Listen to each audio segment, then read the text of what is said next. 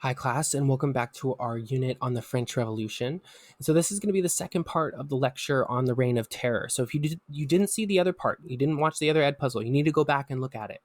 So we were talking about the left wing and the right wing, and so far the Jacobins had already gotten rid of those members of the right wing, the monarchists and the emigres, and all those people who were trying to bring back the monarchy. Well, now it's time for the Jacobins to start fighting amongst themselves. And what happens is they take out their rivals, the Girondins. One of the members of the Jacobins gets eliminated, right, by the Mountain. The Mountain is the most radical, and they take out the Girondins, who are more moderate. So again, Jacobins, this is why that word is a lot of times used just to refer to the most radical faction, the Mountain. But of course, for a student like you in a survey level course, using both of these terms interchangeably isn't necessarily the worst thing in the world. But taking out the Girondins, as they've done here, the Mountain has done here, is what leaves the way open for Robespierre to go about with creating his Republic of Virtue, right? Remember what we learned about from Robespierre in our previous lesson? So Robespierre said, one of his most famous quotes is it is that this virtuous people that spills all of its blood to found the republic that is imposing to internal enemies and shakes the thrones of tyrants. So that's pretty gruesome. As you can see here, Robespierre really believed that what he was doing was a good thing, that the creation of this republic of virtue along the lines of the social contract that Rousseau put out there, that was the only way to achieve that, was to spill blood, right? And to engage of this reign of terror. Now, remember that Rousseau wasn't the first philosopher to write about the social contract, but he put forward another idea of a social contract. Remember that John Locke's idea of a social contract was very individualistic, that the purpose of government is to protect every individual's life, liberty, and property. Meanwhile, Rousseau, on the other hand, he believed that government should be an instrument of the general will. This was kind of a radical democracy approach, maybe even a proto socialist approach, because it's not built on individualism. It's built on this idea of the general will, which I addressed a bit in my lecture on the Declaration of the Rights of Man and the Citizen, in which I cast as a dialogue between Thomas Jefferson, who was an heir of John Locke, really, and Jean Jacques Rousseau.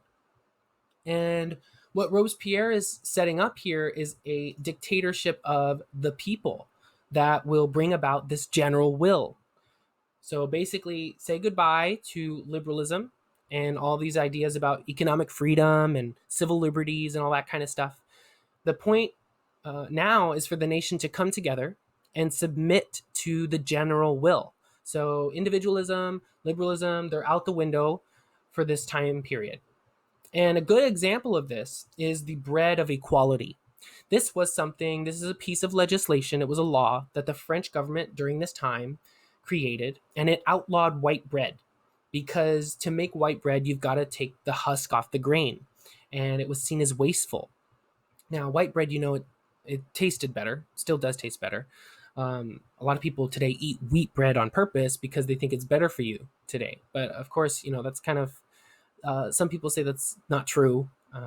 That white bread and white rice and things like that are kind of making a comeback. But anyway, the thing is that since white bread is wasteful, and there are people in France who are going hungry, what they did was they mandated that every baker had to bake brown bread. That white bread was something that the aristocrats ate, so therefore we're getting rid of that. And the idea here is that the government is not there to protect the rights of the individuals and the civil liberties and the economic freedom of individuals, but to look out for the whole society and specifically for those people who were going hungry. So we see a different view of government than that put forward by John Locke's social contract. And another attack on the old regime was dechristianization, where this government, under the Committee of Public Safety and the National Convention, which we talked about last time, this government sought to create or to get rid of the religion of the old regime, not just regulate it like they had a few years before with the civil constitution of the clergy, but to completely de-Christianize France, get rid of Christianity in France. And in order to do this, Robespierre introduced the Festival of the Supreme Being, which was something that was kind of a deist sort of a way of looking at things. Um, they would have festivals at the end of the year to celebrate particular virtues, and these were supposed to replace the old Christian religion. Now, it's interesting when you look at France today, there's a bit of a legacy of de-Christianization. Now, remember that Europe is a diverse continent as far as, cultures, languages, religious beliefs. When we look at the percentage of Europeans who believe in God, it is very high in countries like Poland and Greece and Italy and Portugal. Pretty high also in Spain and Germany. As you can see, Germany's here, Spain, Portugal, Ireland. Sorry, Italy's down here, right? But at the same time, when we look at France, which is right here, this pink region, right? France has one of the lower percentages today of people who believe in God. And in fact, they also have one of the highest percentages of people who do not believe in any spirit, God, or life force. So it's very interesting, of course, to see. There's a lot of people in France today who remain, very Catholic and conservative as well. But it's interesting to look at the first country that really experimented with de-Christianization, even though it was for a short period of time. It seems to have reaped a legacy, a strong legacy that's long lasting. So let's take a look at Jean-Paul Marat. Jean-Paul Marat is known as the Revolutionary Saint. And I mentioned Jacques-Louis David, the artist, in several of our previous lessons. And Jacques-Louis David, here in this picture you can see, he portrays Jean-Paul Marat as a revolutionary saint. And this is something to replace the old system of the saints that were in the Christian calendar. So the idea is that we take the saints that people used to value and we replace these saints with, madmen, kind of like Jean-Paul Marat. He was kind of crazy. So basically, Marat called for the deaths of all the enemies of the people in France. And he really helped to fuel radicalization in the revolution. He literally created a list of enemies of the people. And many of those people went to the guillotine because of him. So a woman named Charlotte Corday, she decided to stop him. She decided to stop him, and what she did was she ended up assassinating him. And so he deserved to die for what he was doing. And Charlotte Corday, she did the world a favor by doing what she did. And today she's actually remembered very well by the French for what she did. She's seen as a hero. And Jean-Paul Marat is seen as like a crazy person. But Jacques-Louis David, the artist, he didn't see him as a crazy person. He didn't see him as a bad person in this way at the time. So he saw him as a saint. And you can see in this picture here, he's painting him kind of like, or drawing him like Jesus in a way. Very similar. And you can see he was writing here, probably writing another list of people that needed to be sent to the guillotine. And he was assassinated or in his bathtub, right? So you can see he bled out. He was stabbed. So now, what's this, right? That's not just like an ordinary period here. That is, ladies and gentlemen, a decimal. So decimal time, all right? All kinds of new innovations and inventions here. So while they're getting rid of the features of the old regime, they're coming up with some new innovations. So let's go ahead and redo the way that we calculate time. And here is a French decimal clock that was created during this revolution. It was a very revolutionary way to keep time. So there's 10 hours in a day, 100 minutes in an hour, and 100 seconds in a minute. And what really strikes me here is it's pretty amazing is when you think about this, we all have this idea in our head of what a second is. And in order to create this decimal clock, they had to redefine what a second is. And you see kind of why this stuff didn't stick around. I mean, you're really dealing with, a cultural revolution very much, as well as a political one. But, they're going to try some of these reforms, and I guess it's easy to tell time like this in this way. But it is very difficult to get rid of the idea of what a second is, right? Uh, Once somebody has that idea of what a second is, once it's in their head, it's hard to change that idea of what a second represents. So these reforms are going to be very temporary, uh, but at the same time, they're very ambitious and very interesting. And then you have the French Republican calendar, as you can see here. Now, this was the official French calendar between 1793 and 1805, so a little over 10 years, 12 years. And the goals of this calendar, the Republican calendar, were to eliminate the influence of the old regime, the monarchy, and the church, and also to create increased productivity with a 10-day work week. They even changed the year. 1792, the first year of this French Republican calendar, was to be year one. And in fact, they went back a year because they started with the abolition of the monarchy. So they said, let's go back about a year. And instead of starting with the birth of Christ, of course, France is no longer a Christian nation here during this time. And they said, 1792 is now year one. And then we are going to change the names of the months, the names of the week. So every month has 30 days. There was a festival at the end of the year to celebrate the supreme being and the virtues and all that kind of stuff. But you notice that they're not being incredibly original here. They're going to have 10 days: first day, second day, third day, fourth day, fifth day, sixth day, and so on. And the 10th day would be a day of rest. It would replace this Christian Sunday, this day of rest that was there traditionally. And the months themselves, they got new names. They were named after natural occurrences, as you can see here, natural occurrences. You notice here, this picture here represents germinal. So germinal, that's when the plants germinate. And it was mid-March to mid-April, so springtime. So it kind of matches, right? Plants germinating during that time. So you're seeing, in fact, that they're really aligning this with the zodiac.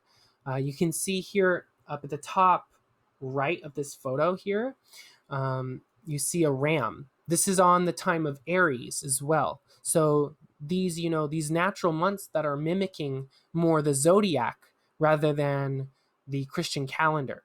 So it was kind of an attempt to introduce kind of a civic paganism. And then you have the metric system, which a lot of countries use today. It was introduced during this time, during the French Revolution, during the Reign of Terror. It was introduced in France in 1795 to go along with the decimal time, which is really no longer used by anybody.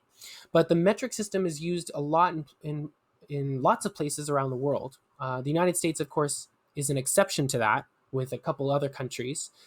Now, of course, at the same time, a lot of people say that the British don't even use this system, the imperial system. But colloquially, the British do. The British still talk just like we do in terms of miles and pints, and that sort of thing. So they do use their own system, the imperial system. But officially, Britain, as well as like almost the entire rest of the world, has adopted the metric system. The United States hasn't done so officially or unofficially, even though we use it in science classes quite a bit. So you can see here it's literally us in gray, and then a couple other countries around the world that don't use the metric system. But just remember, the metric system came about during the French Revolution.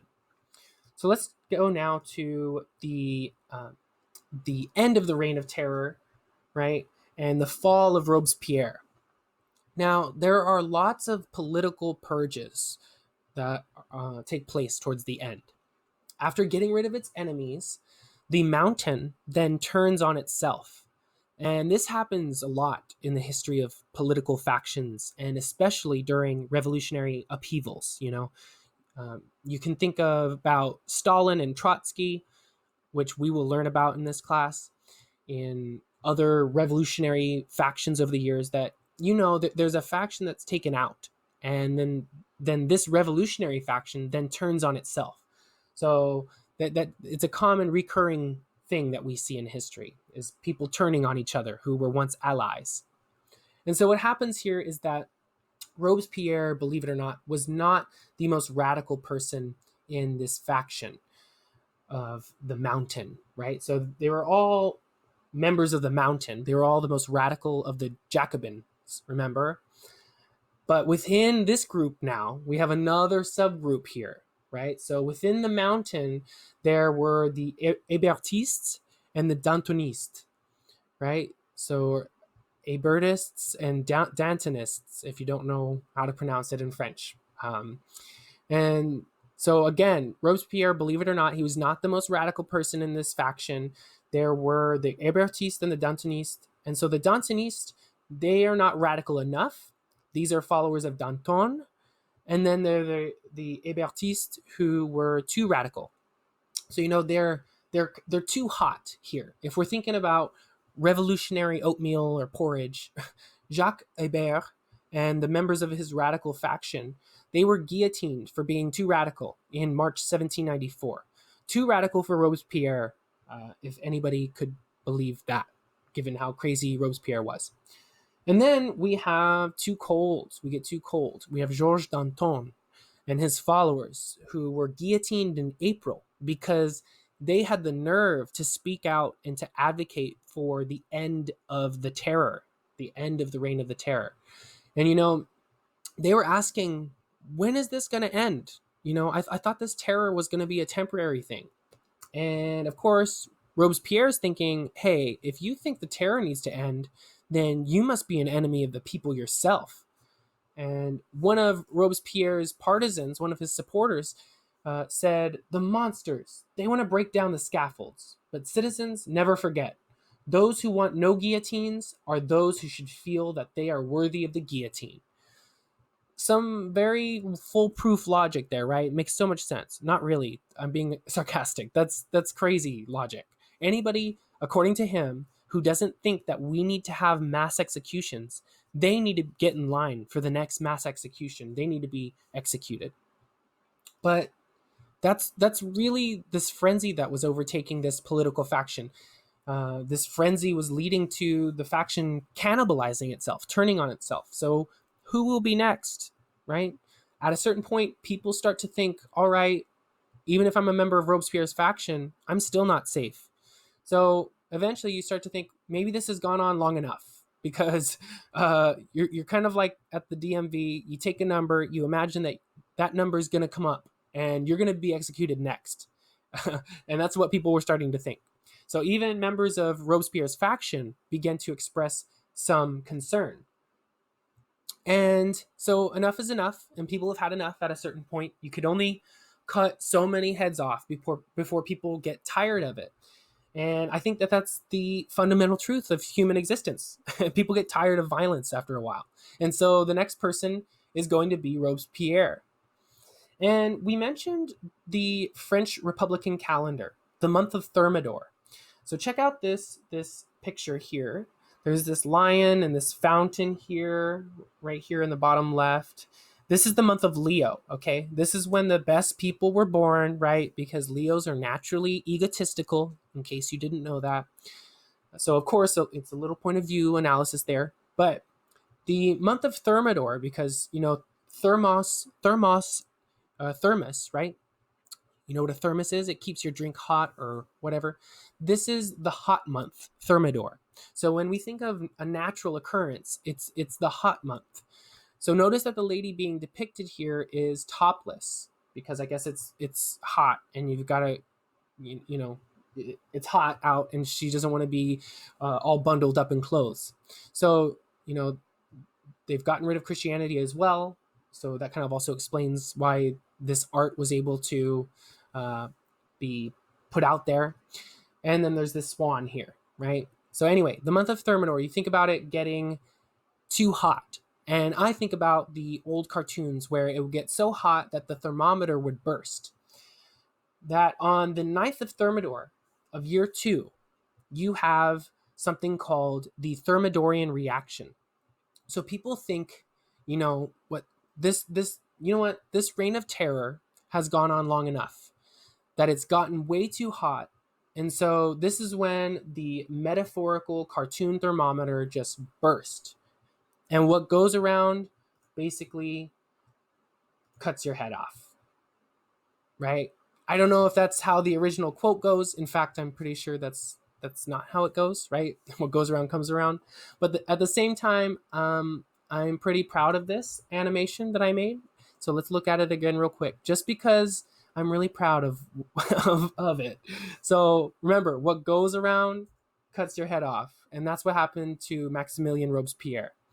And so Robespierre, in the Thermidorian reaction, he's done, and that's the end of the Reign of Terror. And so we've really gotten past the climax of this whole French Revolution. And what we're going to move on to next is something called the Directory phase. And then we'll finally move on to Napoleon after that. So thank you so much for watching. And then let me know, please make sure to let me know if you are confused about anything or need any help.